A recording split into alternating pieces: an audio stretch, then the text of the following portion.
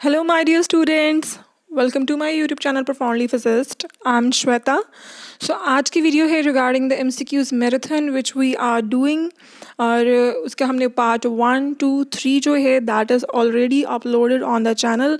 उसमें हमने जो है बहुत important MCQs डिस्कस किए हुए हैं और जो आज की वीडियो है दिस इज़ द पार्ट 4. आज की वीडियो में हम डिस्कस करेंगे MCQs रिलेटेड टू इलेक्ट्रॉनिक्स, जो कि प्रीवियस वीडियो में बहुत बच्चों ने कमेंट किया हुआ था कि मैम नेक्स्ट जो है इलेक्ट्रॉनिक्स के MCQs डिस्कस करो.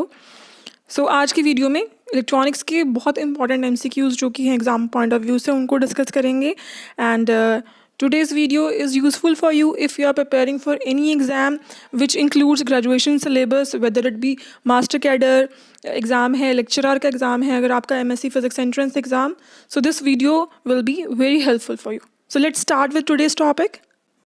So question number first is, if the reverse bias on the gate of a JFET is increased, then width of the conducting channel is. अगर हम रिवर्स बायस को increase कर रहे हैं तो विड्थ जो है कंडक्टिंग चैनल की what will happen to that. तो इसका करेक्ट ऑप्शन जो है that is first is decreased. Next question is, a MOSFET has dash terminals. तो जो मॉसफेट है उसमें कितने टर्मिनल्स होते हैं? So the correct option for this is option 4 which is 3, which are gate, drain and source. Next question is, which of the following devices has the highest input impedance? तो इन 4 devices में से सबसे ज़्यादा input impedance है MOSFET की. ठीक है, तो correct option for this is option 2, MOSFET. Next question is, a MOSFET is sometimes called dash JFET. सो जो मॉसफेट है इसकी फुल फॉर्म होती है मेटल ऑक्साइड सेमीकंडक्टर FET, और इसका अनदर नेम जो है that is insulated gate field effect transistor. ठीक है, इंसुलेटेड गेट जो कि ऑप्शन 3 है that is also the name of MOSFET. Next question is, the input impedance of MOSFET is of the order of. तो ये तो हमें पता चल गया दैट अमंग ऑल ट्रांजिस्टर्स जो मॉसफेट है उसकी इनपुट इम्पिडेंस सबसे ज़्यादा हाई है. एंड अब हमें ऑर्डर बताना है कि क्या है. सो इसका करेक्ट ऑप्शन जो है that is option 4, several mega ohm. जो ऑर्डर है मैं आपको बता देती हूँ. The order of input impedance is 10⁻10 to 10⁻15 ohm. ठीक है, तो मेगा मीन्स 10⁻6, तो we can say that it is of the order of several mega ohms. Next question is, the pinch off voltage of a JFET is about. तो pinch off voltage हमें पता है because when we increase the reverse bias तो depletion region जो है उसकी width increase हो जाती है, conducting channel की width जो है वो decrease हो जाती है, and a point comes where the current is pinch of. ठीक है, तो जो यहाँ पर गेट सोर्स वोल्टेज जहाँ पर करंट इज पिंच्ड ऑफ उसको हम कह देते हैं pinch off voltage. So in case of JFET the value of pinch off voltage is 5 volt. जो फर्स्ट ऑप्शन है 5 volt that is the correct one. Next question is, the gate voltage in JFET is at which drain current become 0 is called dash voltage. तो जब जो है वो gate voltage जिस पर drain current become 0 उस voltage को हम क्या कहते हैं?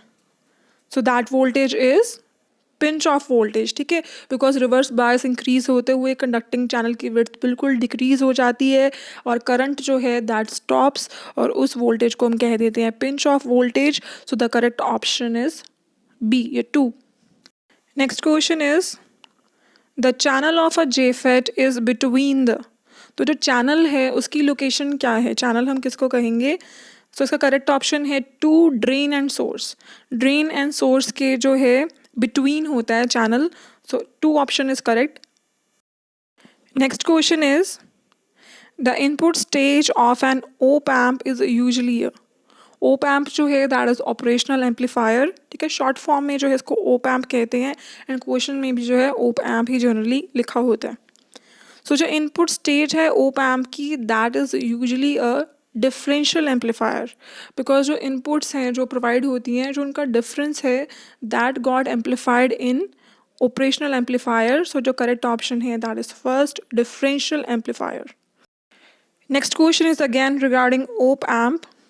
So the op amp can amplify. जो operational amplifier है वो कौन से signals को amplify कर सकता है? So इसका correct option है third one, both AC and DC signal. ठीक है, so operational amplifier की help से हम दोनों AC and DC को amplify कर सकते हैं.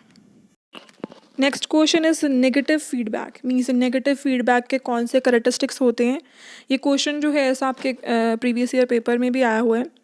तो अगर हम पेपर को एनालाइज करें, जो बीएससी का सिलेबस है, जो बीएससी के इलेक्ट्रॉनिक्स है, उसके बेसिस के ऊपर ये जो स्टेटमेंट बेस्ड क्वेश्चन है ऐसे ही आए हुए हैं. जो न्यूमेरिकल है that is from half wave rectifier and alpha beta का जो रिलेशन है उसके बेसिस पर ही है. So numerical is very easy. जो आप अगर ट्वेल्थ की बुक को फॉलो करोगे तो जो उसमें फार्मूलाज हैं उनके बेसिस पर भी वो सॉल्व हो जाएगा. बाकी जो बीएससी की इलेक्ट्रॉनिक्स जितनी है उसमें सारा स्टेटमेंट बेस्ड मीन्स थ्योरी के बेसिस पर ही क्वेश्चन ज़्यादा है. सो यहाँ पे आपको पता होना चाहिए इस क्वेश्चन में कि जो नेगेटिव फीडबैक है उससे क्या होता है. सो करेक्ट ऑप्शन जो है इसका दैट इज 2.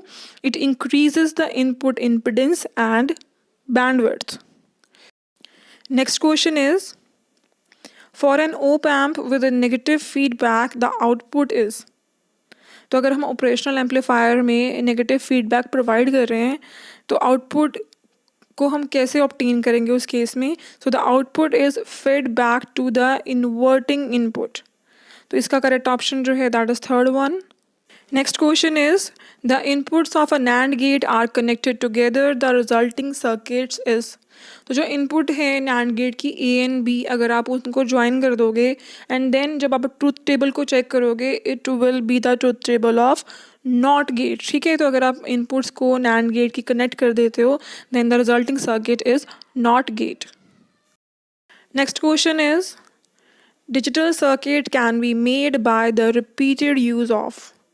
सो इस क्वेश्चन का करेक्ट ऑप्शन है ऑप्शन 3, नैंड गेट. ठीक है, नैंड गेट जो कि यूनिवर्सल गेट है उसके रिपीटेड यूज से आप कोई भी डिजिटल सर्किट क्रिएट कर सकते हो. Next question is an OR gate has 4 inputs, one input is high and the other 3 inputs are low, the output is. तो OR गेट में हमें पता है if any of the input is high we get output high in that case. ठीक है, तो यहाँ पर जो है अगर 4 इनपुट हैं, 1 इनपुट हाई है, 3 इनपुट लो हैं, तब भी हमें आउटपुट क्या मिलेगी, हाई मिलेगी. ठीक है, तो इसका करेक्ट ऑप्शन जो है that is high. Next question is based on Zener diode. ठीक है, जीनर डायोड भी बहुत इंपॉर्टेंट टॉपिक है बिकॉज अगर हम दोनों पेपर जो हैं प्रीवियस ईयर के उनको एनालाइज करें तो जीनर डायोड में से क्वेश्चन ज़रूर आया हुआ है. तो इस टॉपिक को भी आप अच्छे से करना. सो क्वेश्चन देखो क्या है. Zener diode utilises dash characteristics for its operation. तो जीनर डायोड में हम क्या यूज़ करते हैं, Zener diode works in during reverse bias. ठीक है, तो रिवर्स बायसिंग के ड्यूरिंग जो है इट वर्क्स. रिवर्स करेक्टरिस्टिक्स जो हैं इसके they are used for its operation. Next question is BC147 transistor indicates that it is made of germanium, silicon, carbon और फोर्थ ऑप्शन है नन ऑफ द अबव. तो ये जो टर्म है BC147, इस सिंबल का आपको इसको डिकोड करना आना चाहिए कि व्हाट डज इट इंडिकेट. जो फर्स्ट लेटर है वो हमें बताती है दैट कौन सा सेमीकंडक्टर है, टाइप ऑफ सेमीकंडक्टर क्या है. सो वो जैसे यहाँ पर अगर A अगर लिखा होता है इट मीन्स जर्मेनियम है, B stands for silicon, C stands for gallium arsenide, D stands for indium antimonide. ठीक है, तो जैसे यहाँ पर क्वेश्चन में B लिखा हुआ है तो हमें वैसे यहाँ पर आंसर मिल चुका है that it is made of silicon. Second letter है that indicates about the type of transistor used.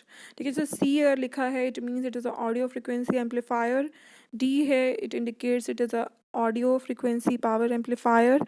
F stands for low power radio frequency amplifier.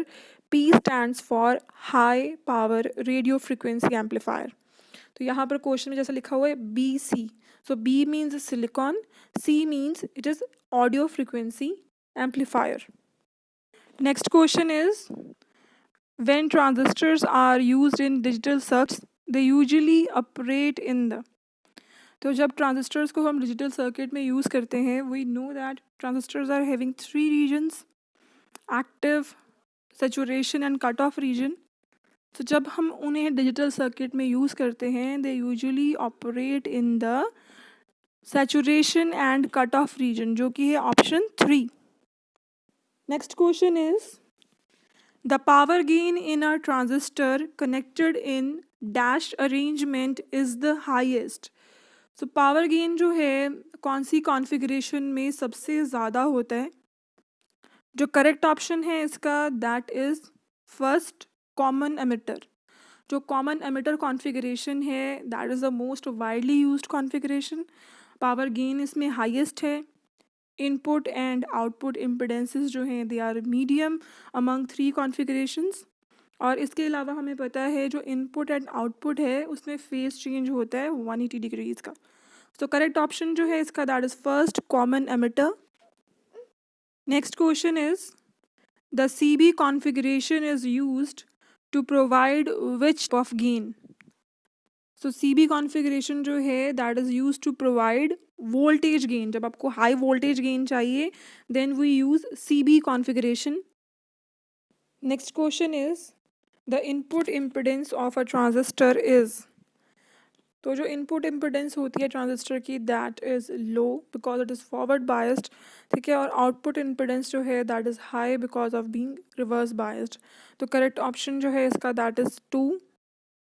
Next question is a transistor is a dash operated device. तो इसका correct option जो है that is current operated device. Next question is a Zener diode is dash device.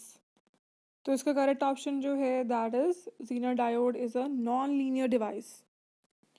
Because जो linear devices होते हैं, they are the one which obeys Ohm's law. जैसे voltage increase हो रही है, उनमें करंट इंक्रीज़ हो रहा है. लेकिन ज़ीनर डायोड में क्या है, जब ये रिवर्स बायस में फंक्शन करता है या वोल्टेज फॉरवर्ड बायस में, जैसे ही आप वोल्टेज इंक्रीज़ कर रहे हो, करंट डिक्रीज़ हो रहा है.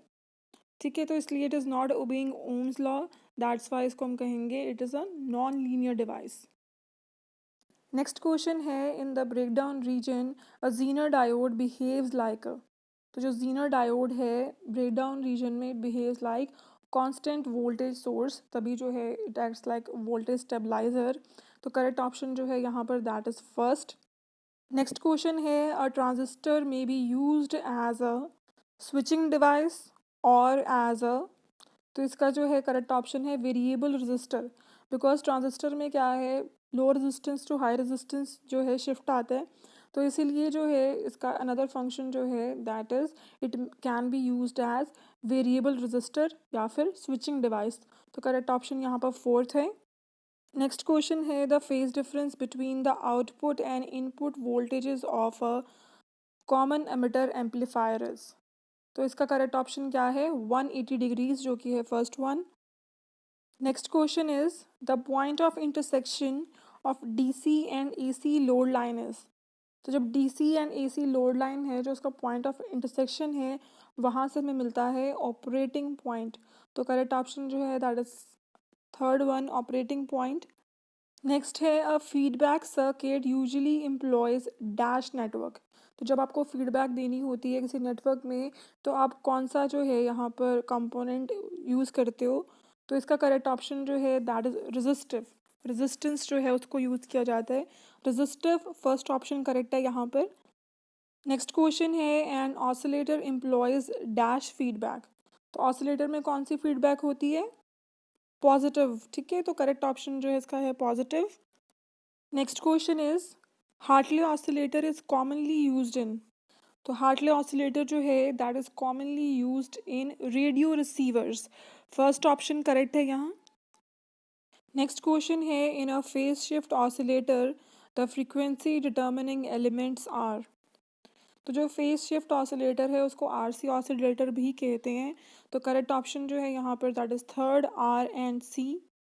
नेक्स्ट क्वेश्चन है a Wien bridge oscillator uses dash feedback. तो जो वेन ब्रिज ऑसिलेटर है उसमें दोनों फीडबैक होती हैं, positive as well as negative. Third option correct है यहाँ. Next question is the main use of an emitter follower is as impedance matching device, ठीक है, तो बी ऑप्शन करेक्ट है यहाँ। नेक्स्ट क्वेश्चन है the element that has the biggest size in the transistor is, तो biggest size होता है collector का, तो ए ऑप्शन करेक्ट है यहाँ। Next question is unique features of CC amplifier circuit is that it is, तो जो कॉमन कलेक्टर एम्पलीफायर है it steps up the impedance level, second is does not increase signal voltage, fourth third is acts as an impedance matching device. जो हमने emitter follower की बात करी थी वो कॉमन कलेक्टर कॉन्फ़िगरेशन को ही हम एमिटर फॉलोअर कहते हैं। फोर्थ है ऑल ऑफ द अबव, तो यहाँ पर करेक्ट ऑप्शन है D all of the above, these all are the features of CC amplifier circuit. Next question है यहाँ पर the phenomenon known Early effect in a bipolar transistor refers to a reduction of the effective base width caused by, इसका correct option है B the reverse biasing of the base collector junction. Last question है a second condition for oscillation is, तो जो condition of sustained oscillation है that is Barkhausen criterion जो है that is A into beta is equal to 1, जो कि है feedback loop, ठीक है, तो फर्स्ट जो यहाँ पर ऑप्शन है अ gain of 1 around the feedback loop, this is the condition for oscillations. Thank you for watching today's video. I have somehow managed to complete it because जो mic है उसका in the middle of the video mic के issue हो गया, इसमें थोड़ी सी problem आने लग पड़ी, डोंट नो हाउ, तो इसलिए थोड़ा वॉल्यूम का एडजस्टमेंट रहा है। आई होप आप लोगों ने मैनेज किया होगा। I have uploaded the video because आपका एग्ज़ाम में कुछ ही दिन बाकी हैं, सो आई थॉट कि अपलोड कर देते हैं, ठीक है, सो दैट आपका टाइम ना वेस्ट हो। सो थैंक यू वीडियो को देखने के लिए। अगर आपको आज की वीडियो अच्छी लगी है तो लाइक कीजिए, शेयर कीजिए अपने फ्रेंड्स के साथ एंड सब्सक्राइब ज़रूर कर लीजिए चैनल को।